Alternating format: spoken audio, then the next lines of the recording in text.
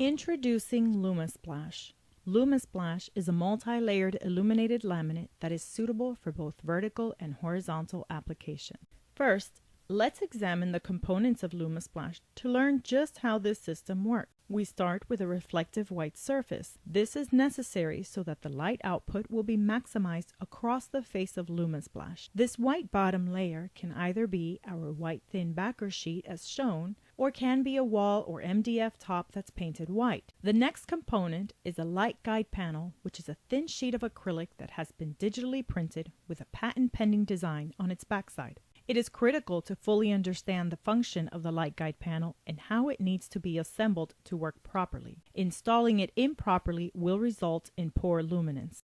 Examine the light guide panel to determine the front, back, top, and bottom. When feeling the surfaces, you will be able to determine which is the printed side. This will be the back side of the laminate. This side must face the surface, whether it be a wall, ceiling, table, etc. Next, let's understand the print pattern on the light guide panel.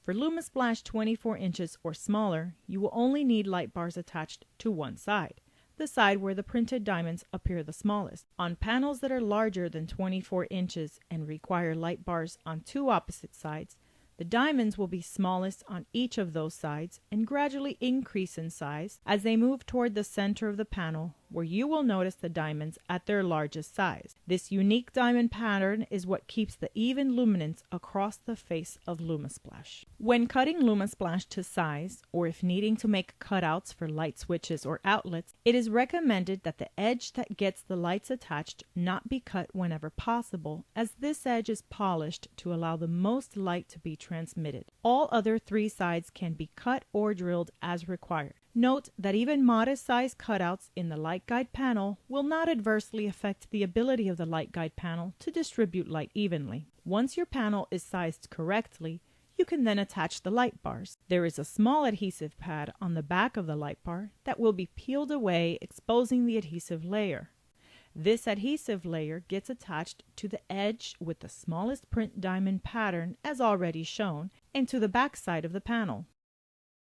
Your kit will also specify left-hand side power or right-hand side power, depending on the option you purchase. Start with the light bars on that side, which is the side with the power cord. Add length as needed and make sure that the sections added are securely in place. Take care not to damage the connection prongs. When you are up to your last light bar, make sure that it is not larger than the remaining panel edge. If it is, you can cut it to size.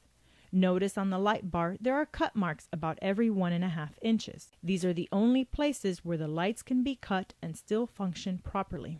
It is okay to cut the lights up to 1.5 inches shorter than the edge of the light guide panel without losing any even illumination. Light bounces off the diamonds, so that area will still be illuminated. Once you have your light guide panel cut to size and ready, you can use it as a cutting template for the decorated Lux Core face.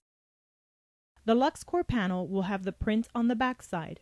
The back side is what goes against the light guide panel. This second surface print construction is what offers the scratch and chemical resistant properties of LumiSplash. LumiSplash can be mounted to walls with J-channels. You will notice that one J-channel has a much larger face than the other. This is usually designated as the top. This J-channel is the only one that will accept the LumiSplash components that hold the light bars, as it is a bit wider than the bottom J-channel. Measure, cut to size, and install on the wall.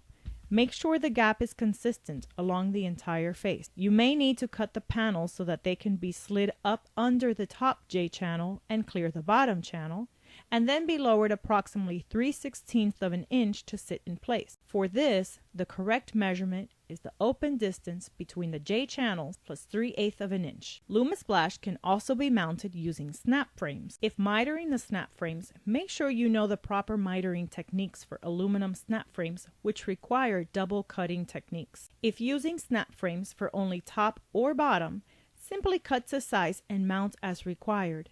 Then measure the size panels that are needed to fit properly into the snap frame.